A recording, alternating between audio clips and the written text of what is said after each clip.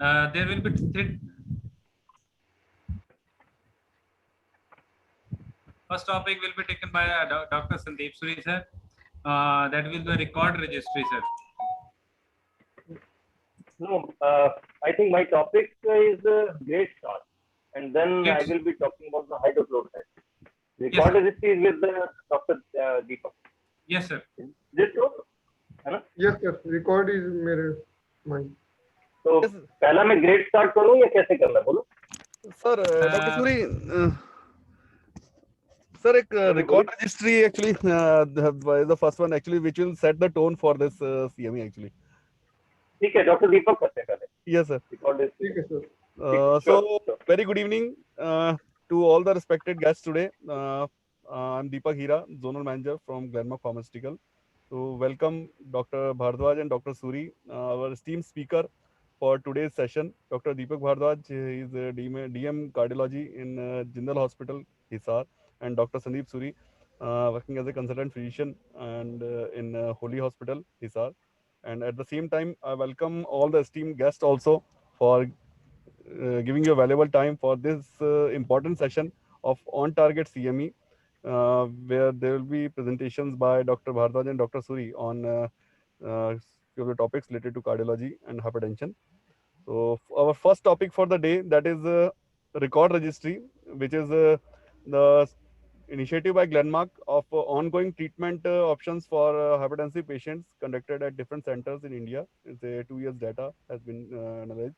So Dr. Deepak Bhardwaj, he'll be presenting the slides. Over to you, Dr. Bhardwaj. Good evening, everyone. My topic is record registry. I will thanks a lot Glenmark to giving me opportunity to present my this study. This study is basically on hypertension. Is my screen visible? Yes, Yes, yes. sir. Yes, sir.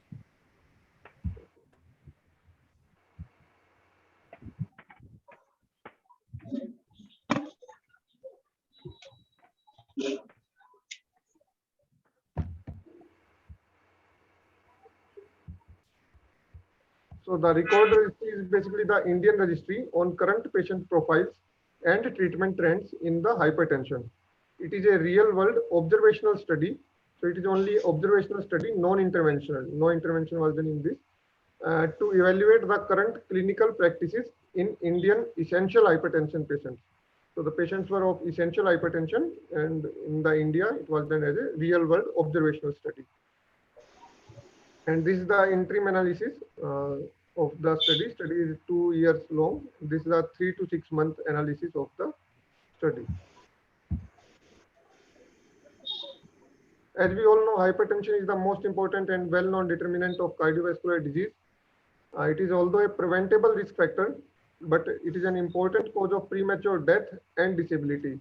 As we have seen in the rule of two, rule of half, it is diagnosed in half of patients and treatment is in half of patients, and half of them are controlled hypertension patients.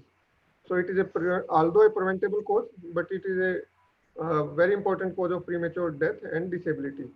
It affects around 1.13 billion people worldwide. The overall prevalence in Indian adult population is 30.7%. So almost 1/3 population is adult population is affected by hypertension, and even in younger patients, one in every 10 young Indians of age 18 to 25 years is affected by it. So even in younger patients, 10% population is affected by hypertension. So the need for record registry, as we have seen, there is high prevalence of hypertension and the need for effective monitoring. And there is limited nationwide data on the trend of its distribution, treatment approaches, awareness, and hypertension control in patients with or without comorbid condition in long term. This paucity of data can be due to lack of active nationwide surveillance in India. Hence, this real-world record registry was planned to evaluate current clinical practices for hypertension management in India and the quality of life in Indian hypertensive patients. The primary objective of this study were to document current clinical practices for the treatment of essential hypertension in India, as well as to evaluate the adherence patterns to various antihypertensive regimes and understand the reasons for non-adherence, and to assess the impact of antihypertensive treatment on the overall quality of life of patients.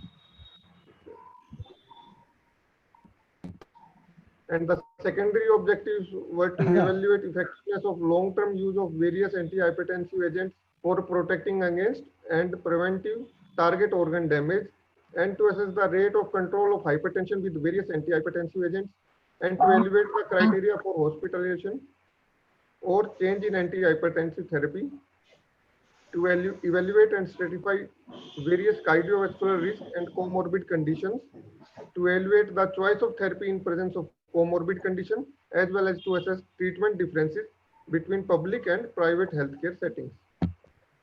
The methodology was, it was a prospective, non-interventional, observational, multi-center trial, multi-center study, and it was a real-world registry study.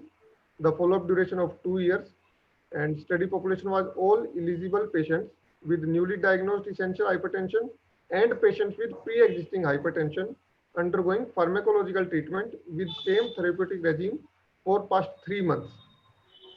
So patients with both newly diagnosed as well as previously diagnosed patients were included in the study, and data were collected through an electronic case record form which was hosted on a central server, and 2000 was the number of patients. And as I previously said, this is the interim analysis of 3 months and 6 month follow-up. The full 2-year follow-up will be present later on. It was in various sites, multi-center trial in Lucknow, Chennai, Bangalore, as well as Mumbai. The trial was done. And the inclusion criteria was the patient of either sex is more than 18 years, and patient with a diagnosis of essential hypertension as the ACC-AHA criteria, or the patient under antihypertensive treatment with the same therapeutic regime for past 3 months. The patient whose regime was stable for past 3 months were included, and patient willing to sign the informed consent form.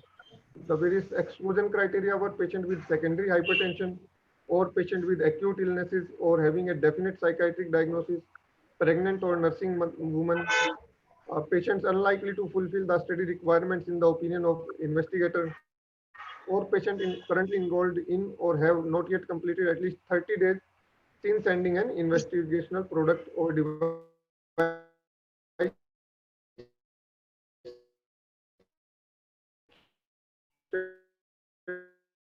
study less than till August 2020, and the result observed include the basic baseline demographic characteristic, comorbid condition, treatment pattern, and blood pressure change of the study population at 3 and 6 month interval.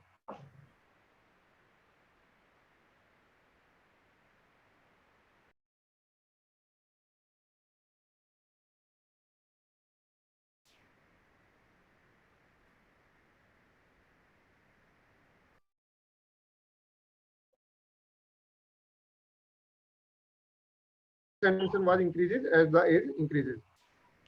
So duration of hypertension history was 68.7 months, and mean systolic BP was 142 mmHg, and mean diastolic was 83.6 mmHg. So with the gender distribution, as we have seen, 56% were male and 46% were female.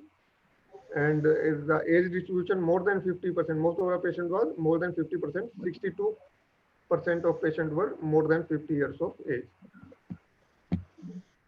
Now the list of comorbidities recorded at baseline. Diabetes was the most common comorbidity, which was present in 31.6% of population. And dyslipidemia and cardiovascular morbidity, bronchial asthma, renal dysfunction, and various other comorbidities were also present, but diabetes was most common comorbidity observed in 31% of patients. And with the diagnosis of hypertension, the 52% patients were having pre-existing hypertension, and 47.8% were newly diagnosed hypertensive patients. And with previous patient, 43.3% were on monotherapy, and 56.7% were on combination therapy. So most of the patients were on combination therapy and 52% were on pre-existing hypertensive patients. So list of monotherapy used for hypertension management. Among the monotherapy, amlodipine was used most commonly and it was followed by the telmisartan. So amlodipine and telmisartan, these two drugs were used most commonly for the monotherapy patients, and rest all drugs were beta blocker like metoprolol, bisoprolol, ramipril, torsemide. These were used in few patients, but amlodipine and followed by telmisartan was the most commonly used monotherapy.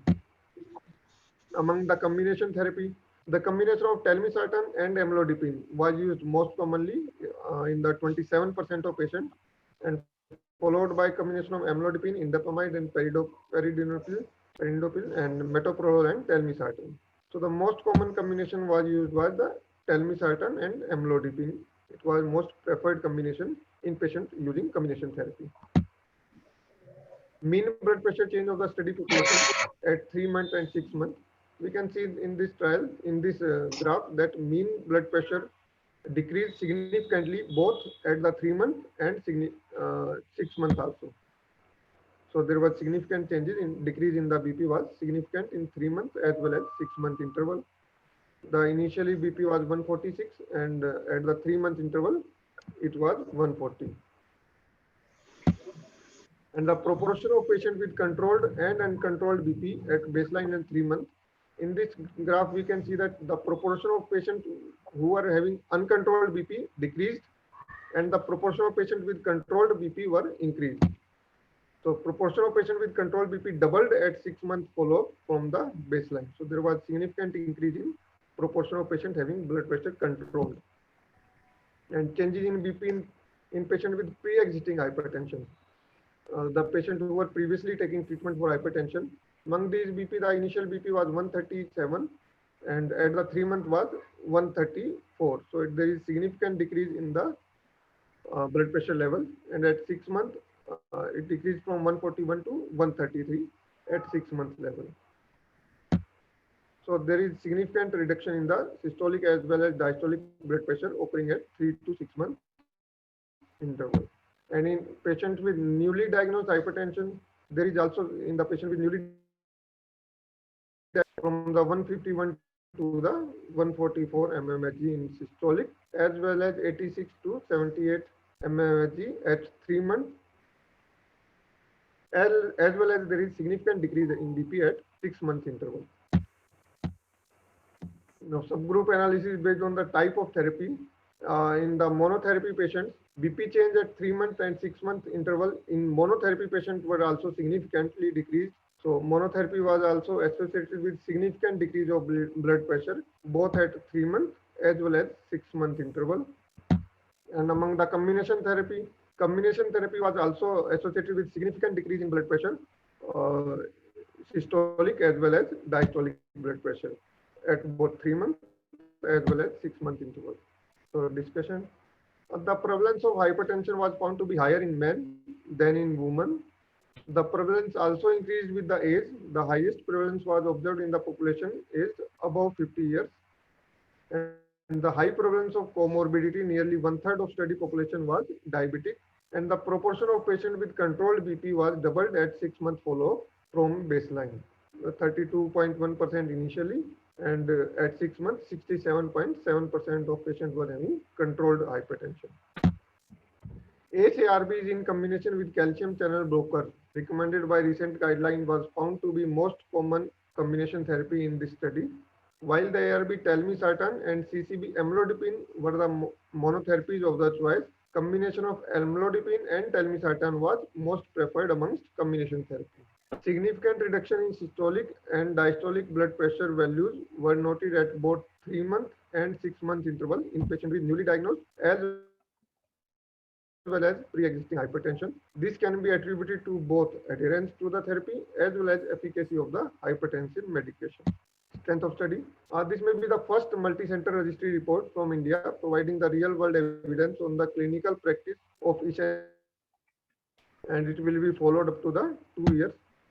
The limitation of study, although the baseline BP recording were recorded at the hospital, Subsequent recordings were recorded either at the clinic or home due to the current pandemic. And this study was largely performed in an urban population, hence the finding may not be applicable to entire hypertensive population of the country. So the conclusions, this registry highlights the treatment pattern followed in the premier healthcare institutes of India. This is the interim report of the study which shows effective hypertension control rates with significant reduction in systolic and diastolic blood pressure at 3 and 6 month interval. The ARB telmisartan and CCB amlodipine were the most preferred medications of choice, either as monotherapy or in combination. The findings of the first 1 and 2 year follow-up of the study will provide long-term data on adherence, quality of life, and effectiveness of these treatment strategies in Indian population. Thank you. Thank you very much, sir, for this an insightful presentation. Thanks a lot, Dr. Deepak. So thank you very much, Dr. Deepak Bharadwaj, for this insightful presentation on record registry of India. Is there. So now the session it is open for question and answers. If any query, any questions are there from respective attendees, you can ask.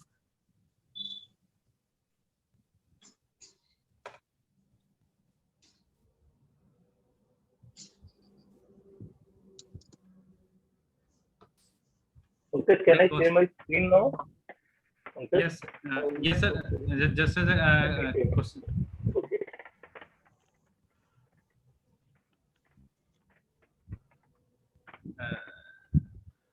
Now the second topic will be discussed by the Dr. Sandeep Suri.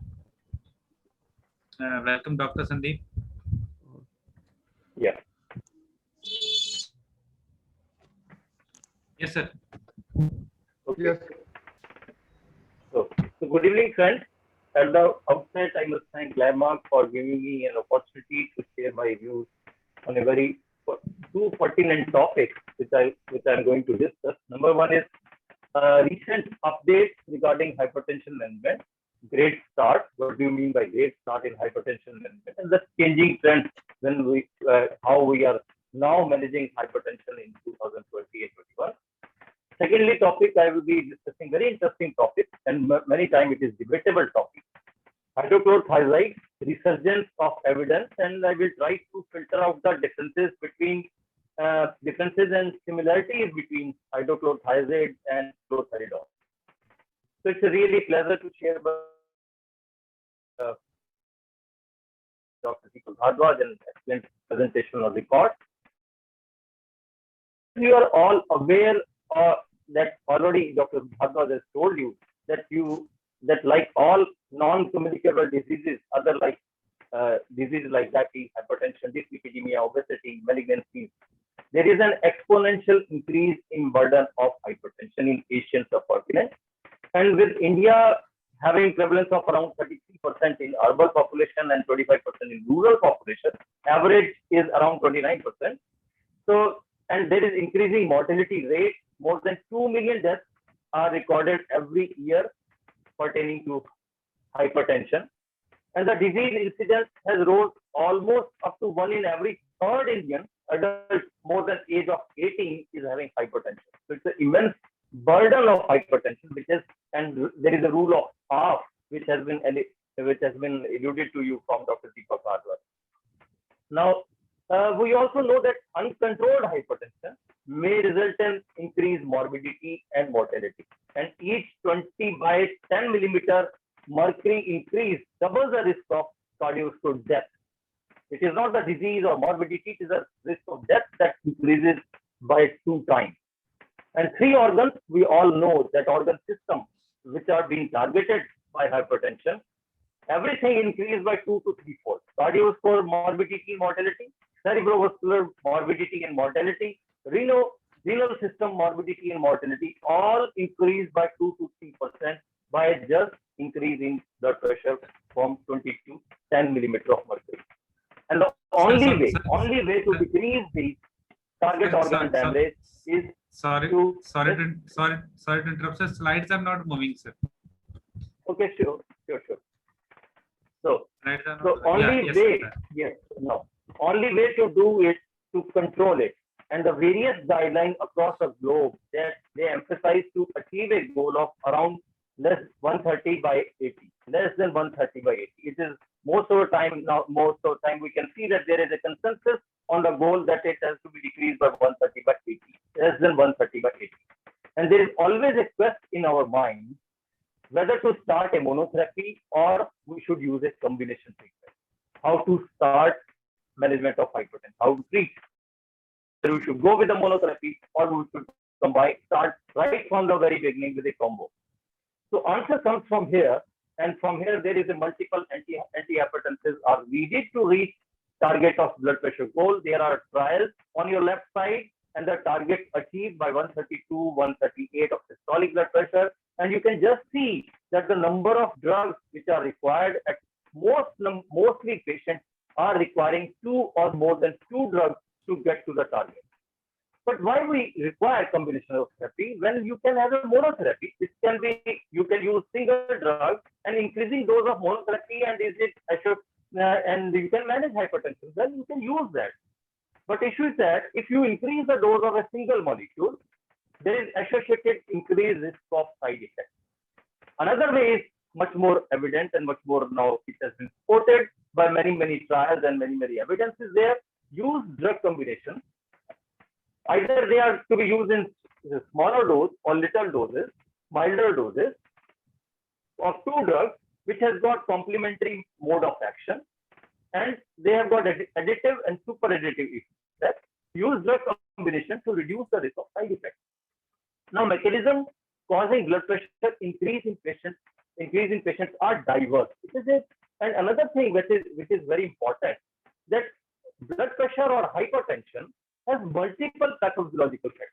Like there can be increased RAS activity, there can be increased sodium retention, we call it sodium salt sensitive hypertension, or there is increased vascular tone, or there is increased sympathetic nervous system activity. So if you give a monotherapy, it will be targeting address 1 or 2 of the pathophysiological mechanisms, not all. So the action on different antihypertensive mechanisms, so it has to be multi-pronged action that will be giving you early, efficacious, and sustainable effects. And most of the guidelines, if you see 2020 International Society of Hypertension Global Hypertension Practice Guidelines, they clearly say that it's a very important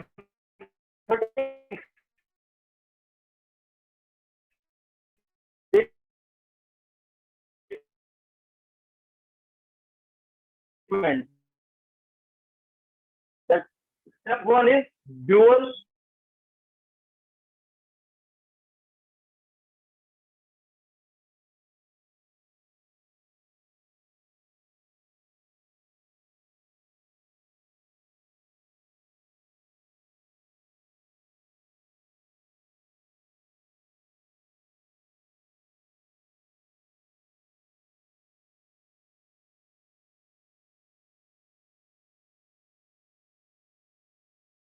use free combinations if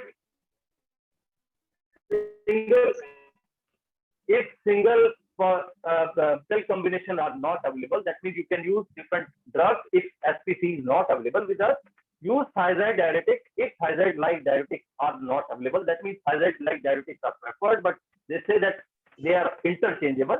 Use alternative to dihydropyridine CCBs if these are not available or not tolerated. That means non-dihydro CCBs can also be used like diltiazem and verapamil. Now, what about our Indian hypertension guidelines?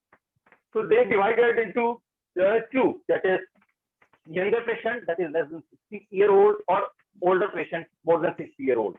Step 1 is ACE or ARB, and here they can start with a mono. They are starting with monotherapy, but very rapidly, if they are not able to achieve target goal of less than 130 by 80, they go with the combination therapy, and the most prevalent combination is ACE-ARB plus CCB or ACE-ARB plus diuretic. So it's a step 2. Then step 3, they add A plus C plus D, that is ACE-ARB oblique or CCB plus diuretic.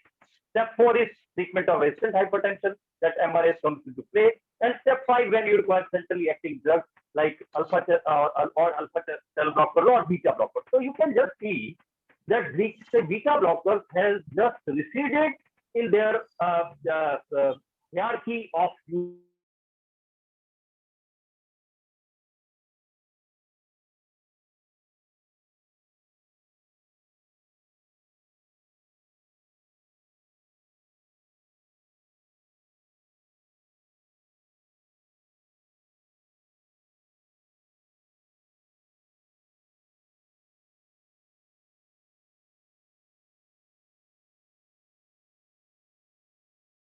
inhibitor of mercury, that is, this is hypertension. It is not.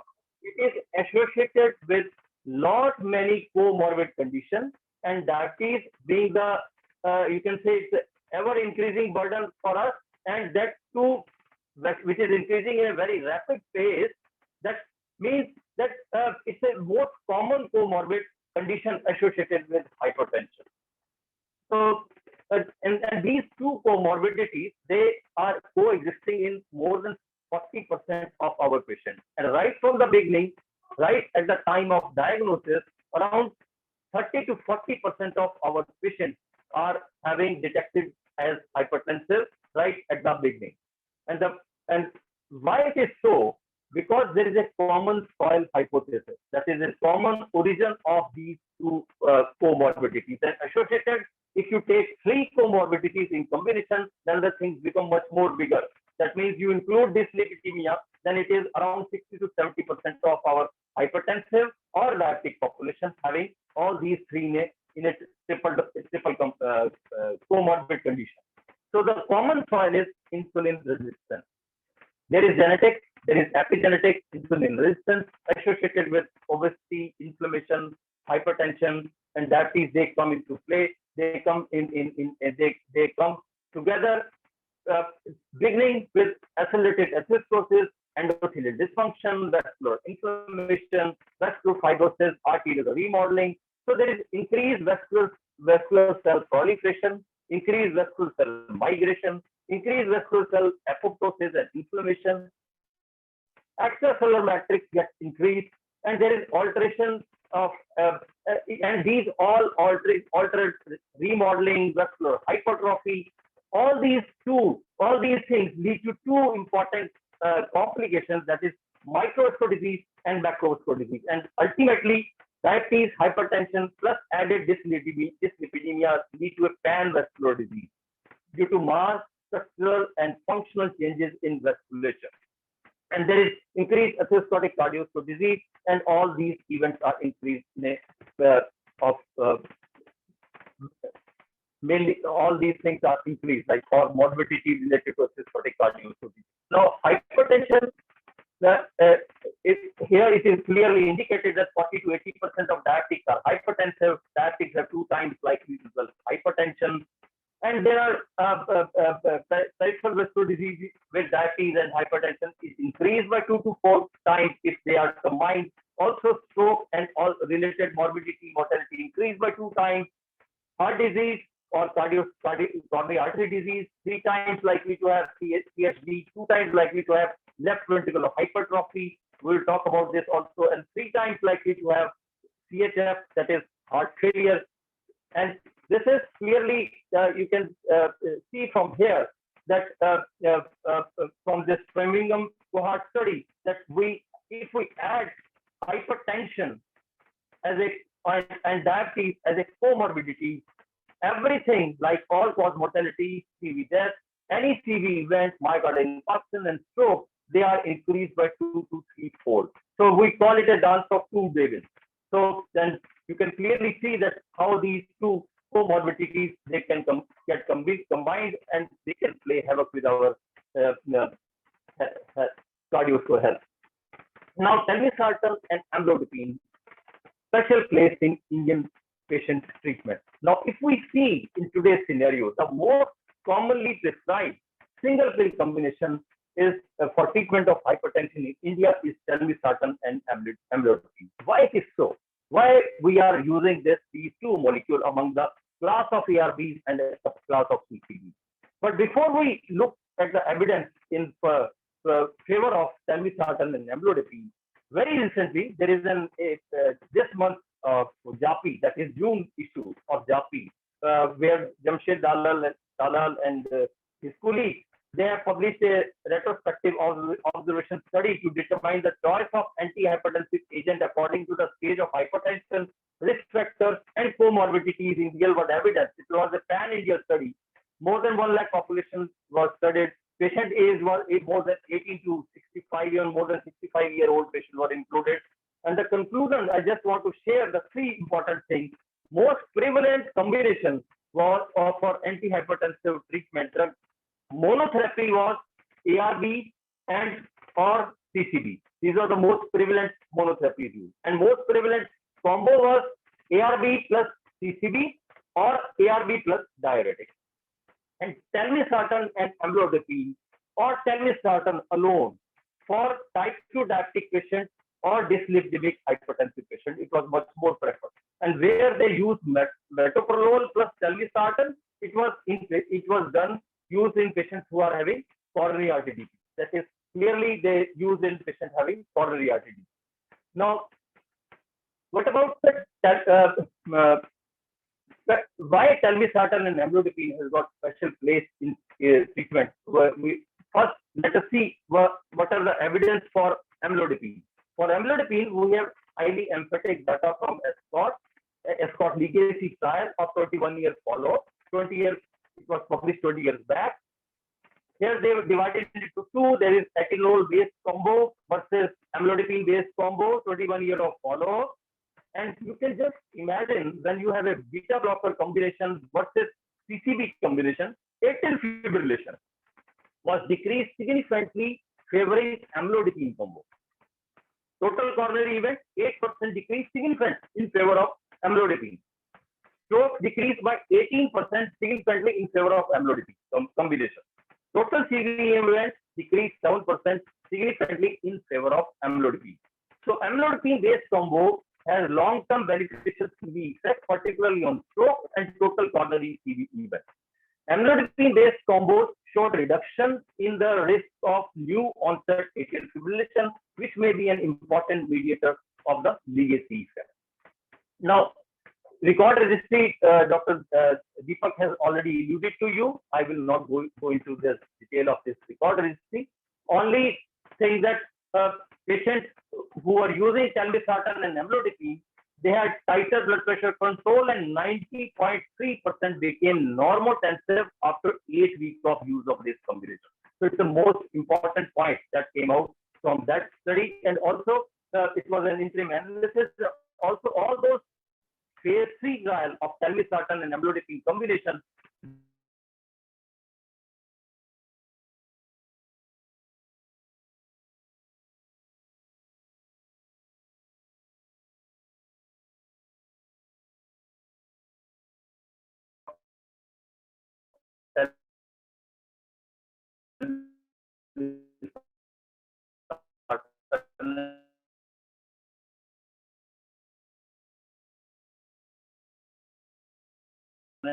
and amlodipine.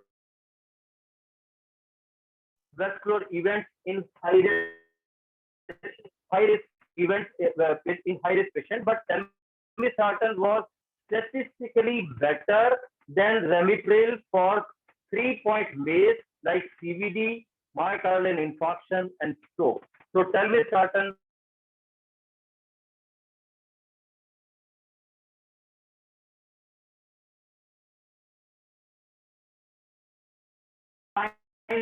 randomized controlled trial.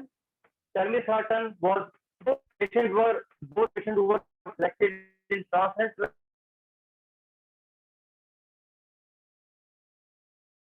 organ damage. So these were the patients. And the primary endpoint was CVD, myocardial infarction, hospitalization, heart failure, and stroke. There was 8% non-significant reduction irrespective of BP control. It was beyond BP control. There was 8% reduction, but that was non-significant. And if you look at the whole primary endpoint, CVD, MI, and stroke, there was 13% non-significant reduction, but that was irrespective of blood pressure control. So the drug is moving beyond blood pressure control and giving you benefit beyond blood pressure control. It was from TransCend trial. Now looking at the PREVENT trial, it was in favor of amlodipine. Here you had amlodipine versus placebo, whereas there was documented unstable angina and heart failure that was decreased significantly with amlodipine group in comparison to placebo. And there are two more trials, that is PRISMA trial and also PROFESS trial, and they were all favoring. PROFESS trial was from by Salim Yusuf et al. And they included patients who are having stroke, history of stroke. Here, telmisartan was showing numerically benefit, lowering the number of first recurrence of stroke in comparison to the placebo. So it was a 4-year follow-up study of telmisartan. And PRISMA trial also had similar findings favoring telmisartan over ramipril in reduction of CV events, and that was even beyond equal reduction of blood pressure. The reduction in events was much more significant. Now, Sun S et al. They explored the effect of telmisartan amlodipine combination on left ventricular mass index. And you know, LV, left ventricular mass index is a surrogate marker, or you can say independent risk factor for CV events or cardiovascular death also. It was a 24-week trial. And look at the significant reduction in systolic blood pressure, diastolic blood pressure, and left ventricular mass index. From 181, it came down to 127.6. So it's a very significant reduction, gram per meter square, in left ventricular mass index. And you can just imagine how much benefit you can get from usage of this molecule. Then very important to look here the metabolic effect of telmisartan and amlodipine combination. BCGI approved ARB for hypertension, CVD protection is only telmisartan. You have got telmisartan, you have got olmesartan, but approval for CVD protection, which is with hypertension, is only with telmisartan till now. So why it is so? And I told you that recent publication that showed that you have hypertension, you have got type 2 diabetes.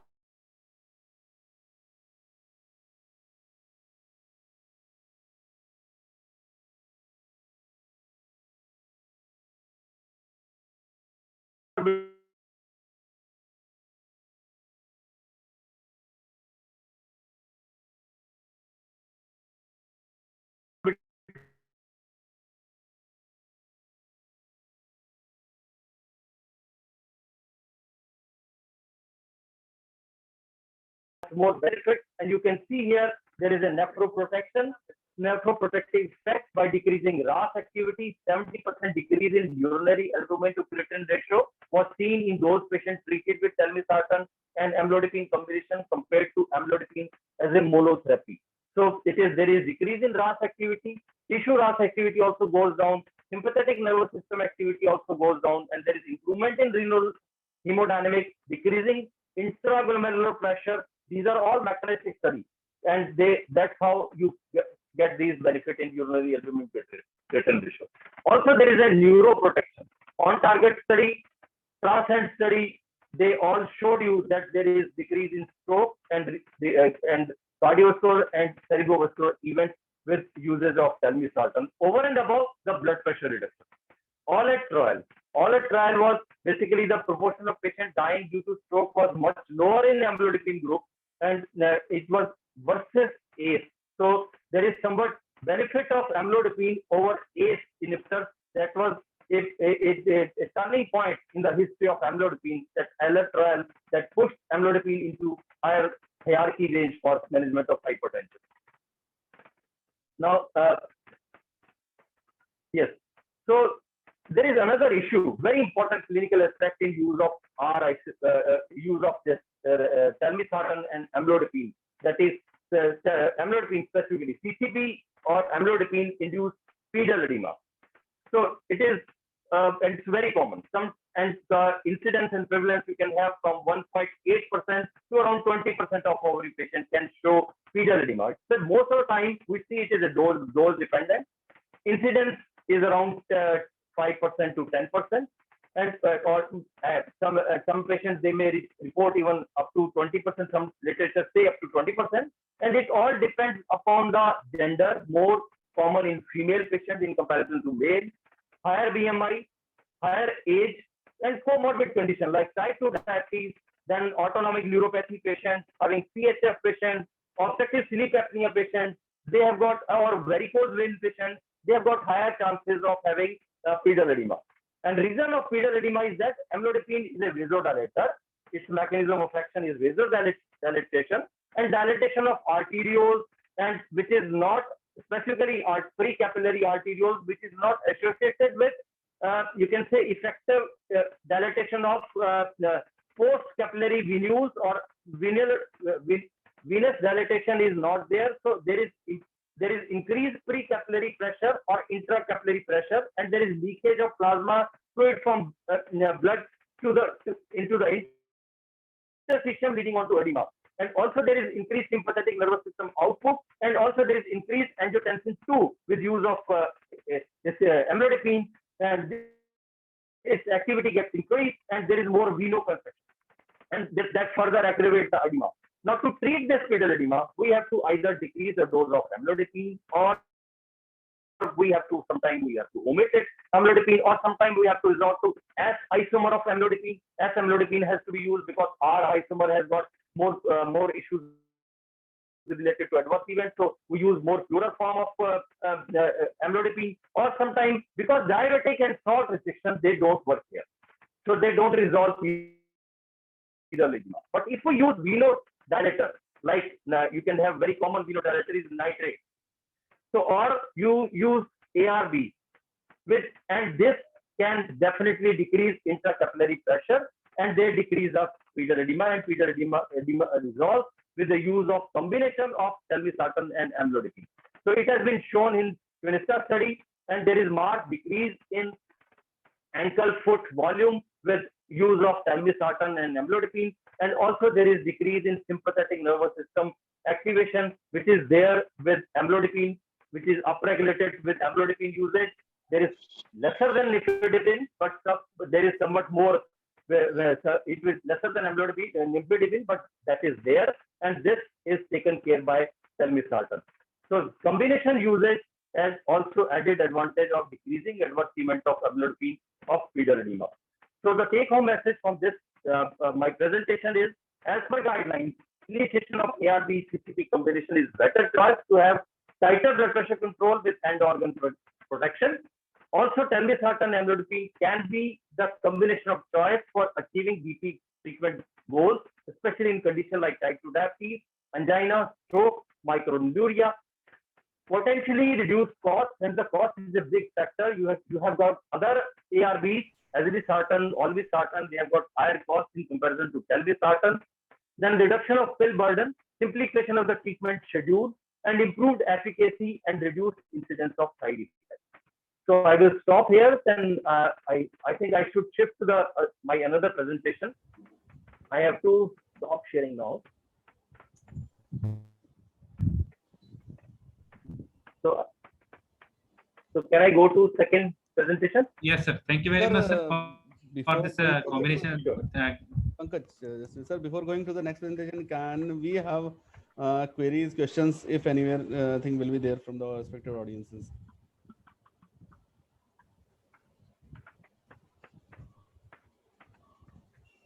Yes, you can have. You can have. Okay, thank you, sir. So if any query related to this presentation from Dr. Suri, if any query, and will be there from respective audiences.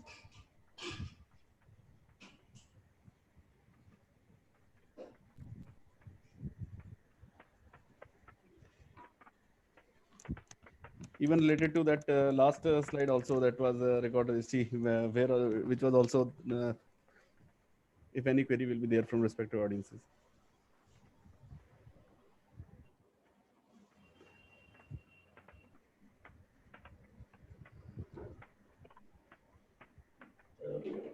I think, can we go to second presentation? There is no query. Sir, one just a question it is there that I would like to ask with you. Do you feel that there is a need to initiate therapy with single pill combination in stage 2 hypertension in Indian patients, sir?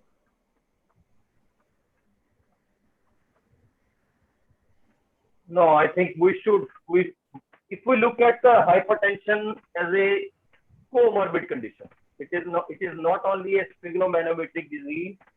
You just look it in a broader perspective. It is in having many things which is hidden, with having cardiovascular disease which is hidden, left ventricular wall hypertrophy which is very common, left ventricular mass index is there, very common. Then there is pre-diabetes or dyslipidemia, which is very commonly associated. Dyslipidemia, dyslipidemia is very common. So it is not only the blood pressure; it is a whole barat of many things, many comorbidities they are associated. I think we should not take it lightly. We should manage hypertension as aggressively as possible. And SPRINT trial that has shown that even you reduce up to 120 by 80, not in diabetic population, not in elderly, but reduction of intensive reduction in blood pressure has got definite edge over the non-interventional or non-intensive treatment form. We should go with the combo therapy from the right beginning. And sir, what are the One thing advantages? I want to ask. Yes, Dr. Anil. Dr. Anil, my friend, is there from there. Yes, sir. Yes. Can anybody stop taking this antihypertensive medicine with the help of lifestyle changes or anything else? Definitely. Anil, yeah, we cannot ignore lifestyle changes. We have to take care of the diet. We have to take care of the stress. You have to take care of the exercise, physical activity.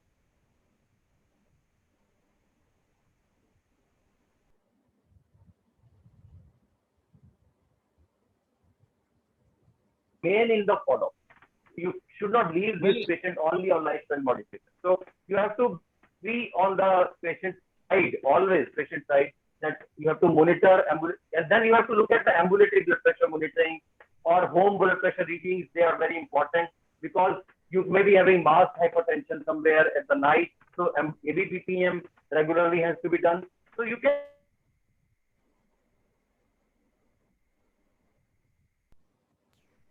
Well, I've seen everything like lifestyle changes, diet modification, and the patient spending time daily in the morning, 1 hour or more than 1 hour, but Yes. still they are having this hypertension is there.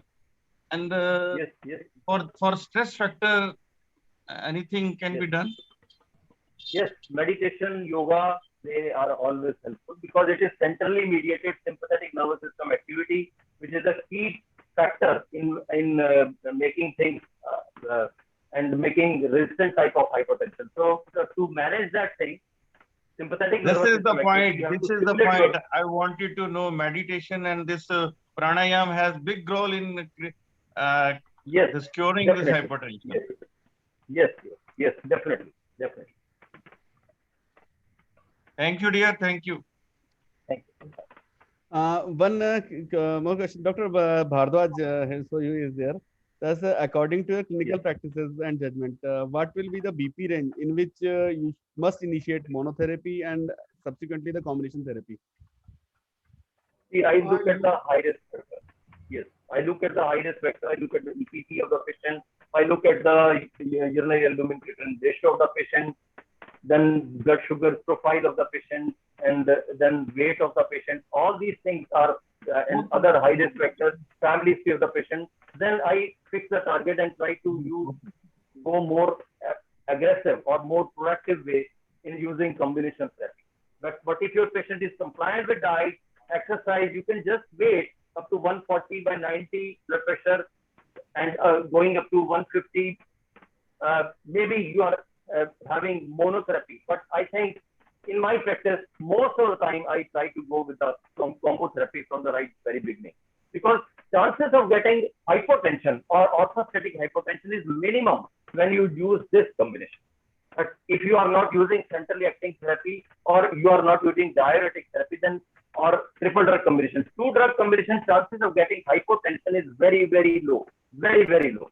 So it is not going to harm you unless you are dealing with elderly population or patient having prone to orthostatic hypotension or patient having some other comorbidities which can lead to orthostatic hypotension like neurovascular disorder or neurological disorder. then you have to be very cautious in titrating the dose. Otherwise, hypotension is very, very rare in patients if you use this telmisartan amlodipine combination. Thank you, Dr. Suri. And here's one, Dr. Bhardwaj, one question is for just you related to the last slide which you have presented, that according to you, what should be the median follow-up period, Dr. Bhardwaj, for a newly diagnosed hypertensive patient as well as hypertensive patient with comorbid conditions? It depends on many factors like the level of blood pressure and what are the comorbid condition, and this patient is previously diagnosed, previously on medication or not. If patient is controlled on medication, we can do all 1 month, 2 month, or up to 3 month follow-up. And if there is change in medication or if the BP is uncontrolled, then 10 to 15 days follow-up may be necessary. If patient is having more than 160 BP, then after 15 days, we can follow up the patient. Also about the lifestyle modification, I want to say that lifestyle modification are very difficult to continue. I have seen many patients who start lifestyle modification, BP is controlled, they stop medication, and they also stop lifestyle changes. So they do not measure their BP and stop lifestyle changes. So their BP again rises. And they said, no, it was controlled previously. Absolutely. So the lifestyle changes are difficult. So monitoring is very essential. Monitoring of BP, regular monitoring is very essential. Especially I think rural patients में होता है, मतलब they will say कि sir अब तो BP ठीक है, दवाई खाने की जरूरत नहीं है. Yes. Yeah. Thank you, sir. Thank you very much. Dr. Suri, one more question is there. So, what will be the ideal combination to use for having tighter BP control and organ protection in the patient with comorbidities such as diabetes and dyslipidemia? Yes, that's what we are talking. What we are talking, that is, it is most commonly ARB plus CCB or ARB plus thiazide diuretic or thiazide-like diuretic. Thank you, sir. Well, sir, I think we are good to move to the next presentation for the day. Sure. That is Can I hydrochlorothiazide and newer evidence, reassurance from newer evidences. So, Dr. Suri, yes. Sure, okay. So just let me know whether my slides are visible or not. Okay? Because I have lost them. Slides visible? Yes, sir. Okay. So hydrochlorothiazide and resurgence from newer evidence. It's a very debatable issue and hot topic since 1976. SHEP trial, Mistofit trial, and ALOT trial, all showing that chlorthalidone should be is preferred over hydrochlorothiazide. And 2017 AHA-ACC guideline for hypertension management, they said that you just omit hydrochlorothiazide and start using chlorthalidone in all combinations where you require thiazide diuretic or thiazide-like that. So clearly, friends, yeah, it is clearly from here it is evident. We all appreciate whatever data we see for hypertension in India is just the tip of iceberg. And we face lots of challenges in management of hypertension, as we were discussing in this question answer session. And we have got 5 A's, which are the biggest problem with us. Number 1 is awareness. If we think about lifestyle modification, only 44.7% patients are aware of hypertension as a disease. Urban population 45% aware of hypertension. Rural is only 28% aware of hypertension as a disease. Then adequate diagnosis. It is only 45% which are diagnosed adequately for hypertension, and 60% are undiagnosed for hypertension. Then third is adequate treatment. Look at only 13%. They are treated adequately, giving adequate number of drugs and adequate doses. Adequate control is only 8%. So you can just imagine what we are dealing with. It is only 8%, very, very dismal figure. And adherence, we talk about adherence to lifestyle modification.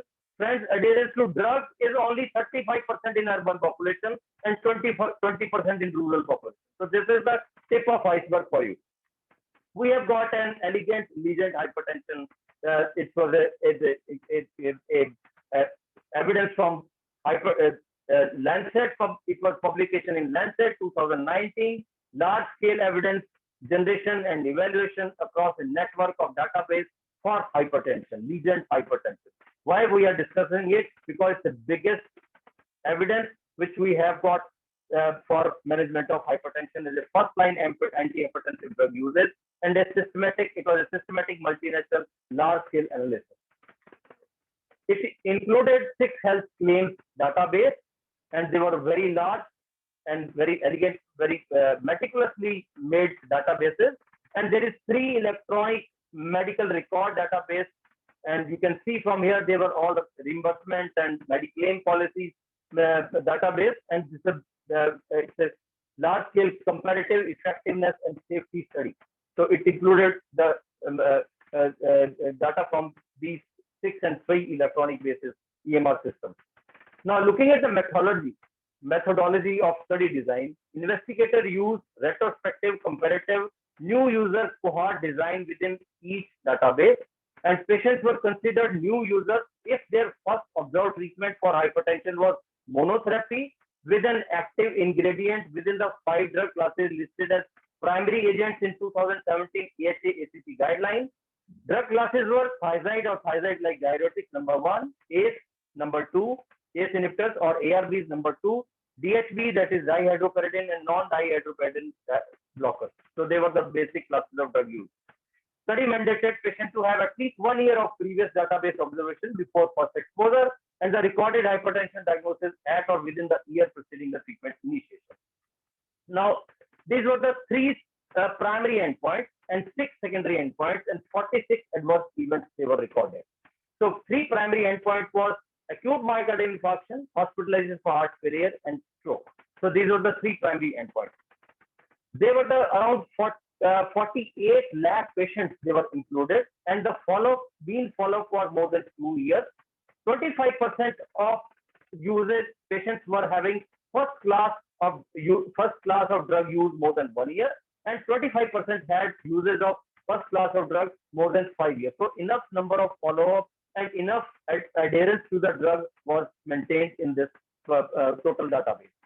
So the drug prescribed, if you can see here, ACE inhibitors, they were prescribed in 80% of the population, whereas hydrochlorothiazide was prescribed for 94% of the population. It's a very recent observation study which has been published, very large database.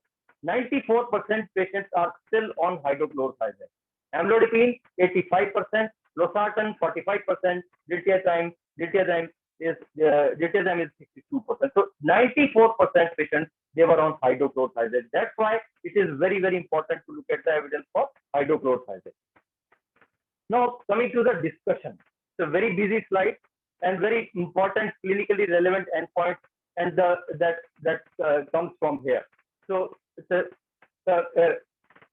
results were basically propensity match, that is, they were matched for all variability, covariations, covariabilities, things, age, sex, gender, and everything was matched. BMI and everything was matched, and smoking history and duration of therapy, and they were all totally matched. So propensity match was done elegantly, and then blood pressure was included or excluded. So you can just see that if you compare hydrochlorothiazide and ACE inhibitor, or hydrochlorothiazide with ARB, or hydrochlorothiazide with dihydropyridine CCB, or hydrochlorothiazide non-dihydropyridine CCB, either they are equal, both arms are equal in both groups, or somewhat favoring hydrochlorothiazide. But there is no harm with hydrochlorothiazide. So it's very clear. All-cause mortality, cardiovascular-related mortality, chest pain or angina, and also bradycardia-related or cardiac arrhythmia or syncope, they were very, very less in comparison to in favor of hydrochlorothiazide in comparison to even CCBs or non-dihydropyridine, and also in favor of better in comparison to ACE inhibitors. Also, if you look at the safety profile, the molecule was very safe in looking at the 46 adverse events, and even potassium levels, which are a main bone of contention between chlorthalidone and hydrochlorothiazide. It was also very less in comparison to thiazide diuretics, but in comparison to ARBs, CCBs, which sometimes they lead to hyperkalemia. But hypokalemia was there, but it was less in comparison to other molecules. Also, metalysis, other safety profiles like anemia, malignant neoplasm, neutropenia, blood-related issues, or thrombocytopenia, or allergic drug reactions, cough, gout, they were not there. Even uric acid level was somewhat on lower side, favoring hydrochlorothiazide. So, what were the results? So, we were Legend hypertension is the largest and most comprehensive study to provide evidence about the comparative effectiveness and safety of first-line antihypertensive, representing 4.9 billion patients. So this equates to 22,000 traditional observation studies. So very big data which is there. It's the most comparison of effectiveness revealed no difference between the classes, and patient-initiated treatment with thiazide or thiazide-like diuretics had a significantly lower risk of 7 effective outcomes like acute myocardial infarction, hospitalization for heart failure, stroke, cardiovascular events, ischemic stroke, hemorrhagic stroke, and unstable angina. So they were all favoring thiazide or thiazide-like diuretics over ACE, ARBs, CCBs, and non-dihydropyridine CCBs. So thiazide or thiazide-like diuretics safety profile was markedly better compared to ACE specifically and ACE inhibitors, looking at the cough and other related issues, angioedema. So discussion, very important and clinically relevant 2 points came out. It's the points which are very important. Number one, if 2.4 million angiotensin converting enzyme inhibitors new users had instead started on thiazide or thiazide-like diuretics, that means we had not started on ACE inhibitors, but started on thiazide or thiazide-like diuretics, more than 3,100 major cardiovascular events could have potentially been avoided. So what I think I cannot imagine any strong statement beyond this. Approximately 1.3 cardiovascular events could have been avoided for every 1,000 patients who had initiated with a thiazide or thiazide-like diuretic instead of an ACE inhibitor. So we have ACE inhibitor as a magical drug from HOPE, micro-HOPE trial. But look at this evidence. It is that we had been in a different way in favoring thiazide or thiazide diuretics, probably we would have much more safer society. So to conclude, Legend hypertension was the largest real-world study assessing the safety and efficacy of various antihypertensive drugs when considered as initial therapy. Efficacy profile of various antihypertensives was compared. Thiazide and thiazide-like diuretics. And what are thiazide-like diuretics? It is chlorthalidone and indapamide. 94% patients in Legend hypertension, they were on hydrochlorothiazide, and they were shown to be markedly safer in compared to ACE inhibitors for their adverse events. But there are limitations. It's a large database, so many confounders will be there. How much propensity matching you are doing, still you have got known and unknown confounders will be there. So some databases do not have blood pressure measurement even. Baseline blood pressure might drive choice, class choice, resulting in unmeasured confounding by indications between the cohorts. So there can be many things to protect against such confounding. Legend hypertension use large-scale propensity score models, but still you can have unknown confounding factors. And these models involve tens of thousands of baseline patient characteristics. So you can just see the busy slide which I just ran off from the results and endpoints, just giving you the crux of the Legend hypertension study. Not going into the details of these slides. So many things can be a driving force for there can be unobserved changes which can be giving you this end result. So there are certain limitations. So, but importantly, there is a sub-analysis. There is a sub-analysis of Legend hypertension which compared chlorthalidone versus hydrochlorothiazide. Coming to the main discussion point, comparison of cardiovascular and safety outcome of chlorthalidone versus hydrochlorothiazide to treat hypertension. It was a Legend hypertension sub-analysis. So here, Efficacy wise, hydrochlorothiazide and chlorothalidone are comparable, or they are overlapping, or they are interchangeable, or they are similar. So one conclusion can be derived from here. Going to the safety analysis, similar as per cardiovascular and cerebrovascular events are considered. But looking at the renal dysfunction, acute renal failure, then chronic renal failure, ESRD, electrolyte imbalance, that is hypokalemia, they are markedly less in hydrochlorothiazide in comparison to chlorothalidone.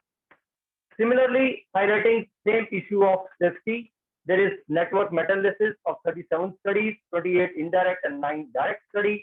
Significant hypokalemia was seen with chlorothalidone, but in comparison to hydrochlorothiazide, and weighted mean difference was minus 0.23 milliequivalents per liter in favor of hydrochlorothiazide, that is lesser hypokalemia in comparison to hydrochlorothiazide. Probably chlorothalidone is much more potent, as it shows it has got longer half-life, but efficacy, blood pressure reduction is somewhat same, but it has got more potent action, more potent carbonic anhydrase action, so more chances of getting hypokalemia with chlorothalidone.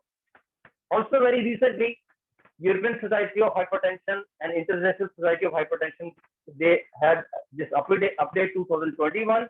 It was an abstract presentation with the background data from ILET trial, previously conducted trial demonstrating CV benefit of diuretic, LF and CHEP trial, which showed that chlorothalidone has got benefit in comparison to hydrochlorothiazide.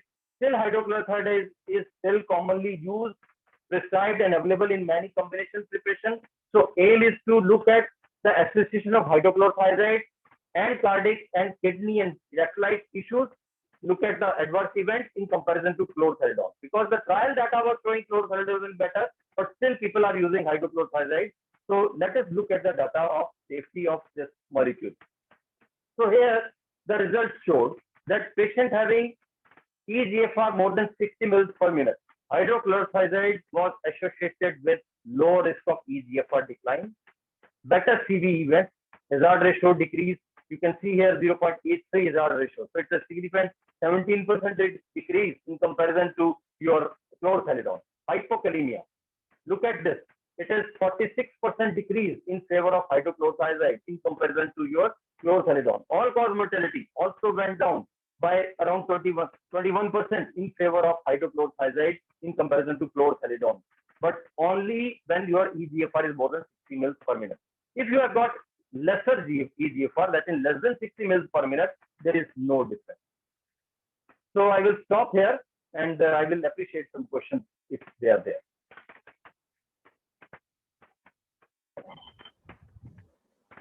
Thank you very much, Dr. Suri, for such an insightful presentation on reassurance topic here of hydrochlorothiazide. So, as Dr. Suri said, any of the query questions will be there from respective attendees. Please, you can ask. And it will be a pleasure to have an just interactive session from the audiences as well.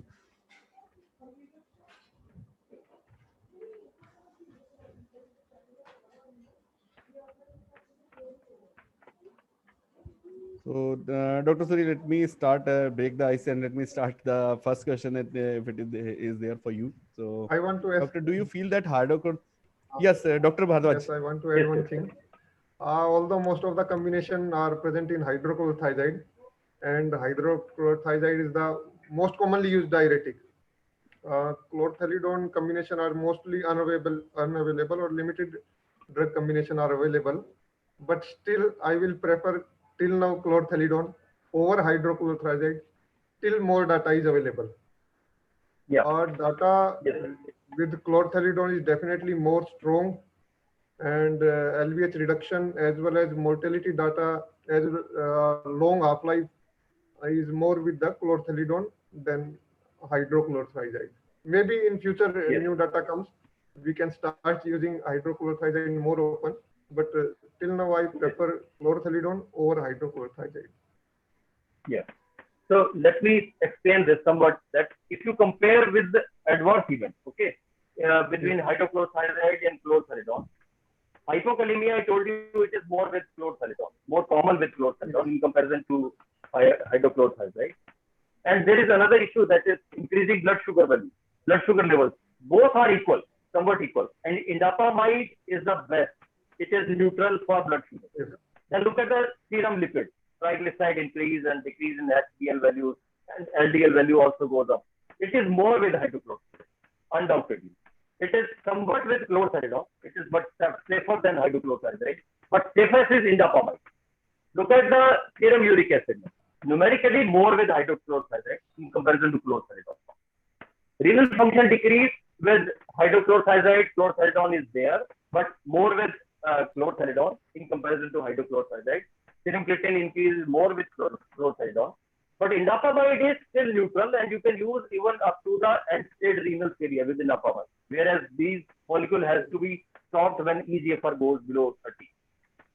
Then there is another benefit of indapamide. It is a direct vasodilator also. Calcium channel antagonism is there with indapamide. So direct vasodilator effect is also there. But chlorthalidone has got some edge. That is, CV safety and CV protection is somewhat better with chlorthalidone in many trials. Why? I think it has more dealing with its pleiotropic effect, like vascular growth factor, endothelial growth factor is going down, then TGF beta going down with chlorthalidone, oxidative stress going down with chlorthalidone, platelet aggregation, which is specifically targeted, it is also going down with chlorthalidone. So it has got definite edge over hydrochlorothiazide for pleiotropic. So I think they are basically, that's why you are having these cardiovascular benefits with chlorthalidone.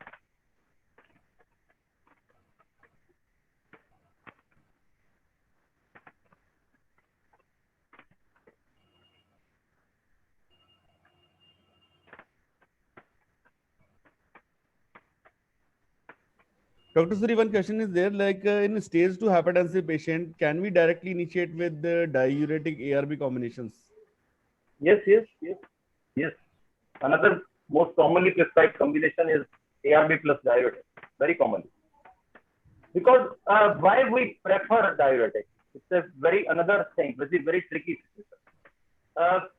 It is another entity, that is a hyporenin hypertension, or you can say fluid overload hypertension, or another way, salt sensitive hypertension. We are somewhat Asian country, Asian population. We have got two types of hypertension: renin, hyperrenin, or increased sympathetic nervous system activity. Then secondly, increased sympathetic nervous system activity plus there is salt sensitive hypertension. So salt sensitive hypertension or increased fluid load hypertension is basically having low renin activity, because renin angiotensin system is related to your volumia. Hypovolemia, it will be aggravated. Hypervolemia or overvolemia or euvolemia, it will be on lower side. So we have got decreased plasma renin activity. So this type of hypertension, which is salt sensitive hypertension or low renin hypertension, specifically in elderly population, specifically in isolated systolic hypertension, specifically in diabetic patients, hypertension with metabolic syndrome, hypertension with obstructive sleep apnea, hypertension in CKD patients, and resistant hypertension, they require diuretic. Whether you give a thyroid diuretic or thyroid-like diuretic or aldosterone inhibitor like spironolactone. So they require that.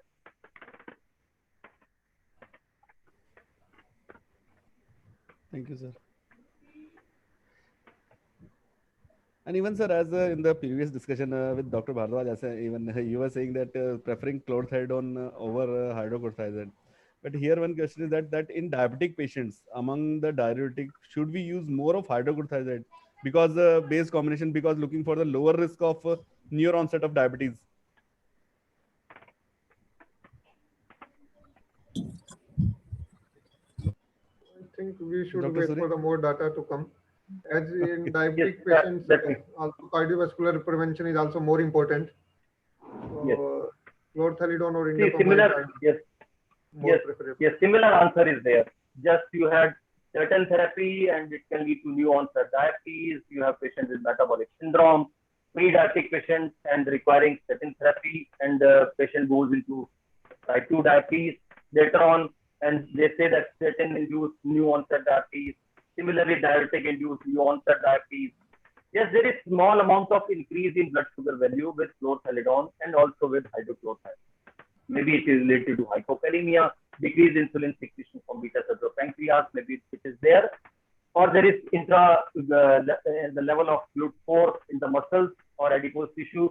Insulin receptors are not behaving properly, so that's why you get some amount of increased blood sugar value. But overall, if you look at the benefit of treatment of hypertension and benefit of these molecules, and in comparison to increase in blood sugar value, I think the risk benefit favors the utility of these molecules.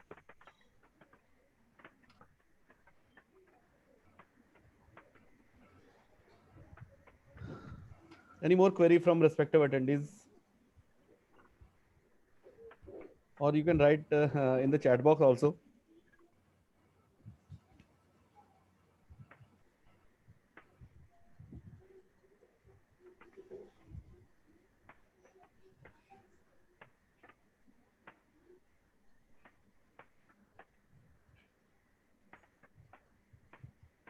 Another thing I want to just share that if you use SGLT2 inhibitor for management of diabetes, hypertension, with amlodipine-induced fetal edema, SGLT2 inhibitors, dapagliflozin, it decreases fetal edema significantly, and also it decreases the chances of hypokalemia in utility of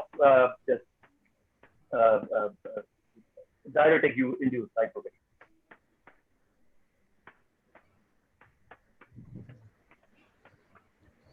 So with this, no more queries are there from respective audiences. Any?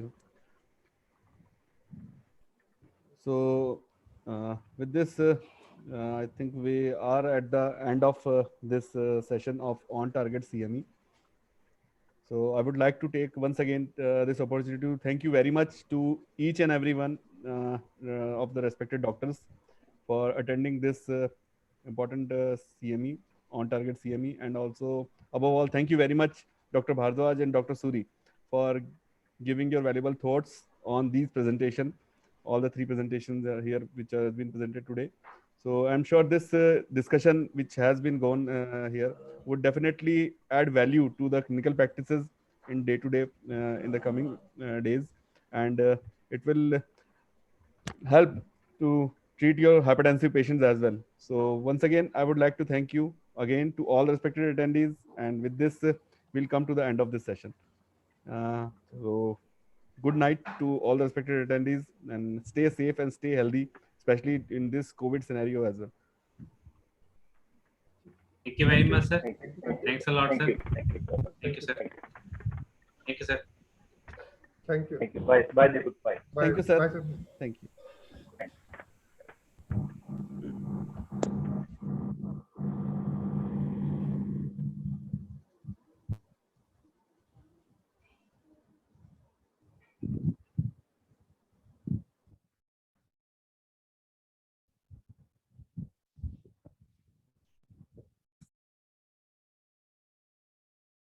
यार किसी ने phone कर दिया।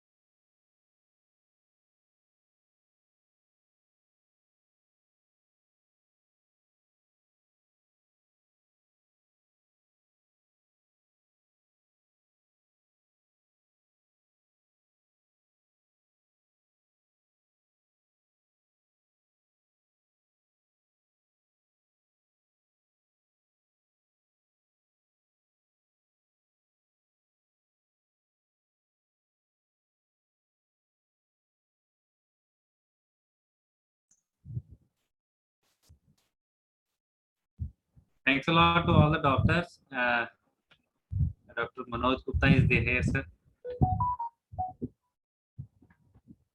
Thanks a lot, sir, for joining this On Target CME, sir.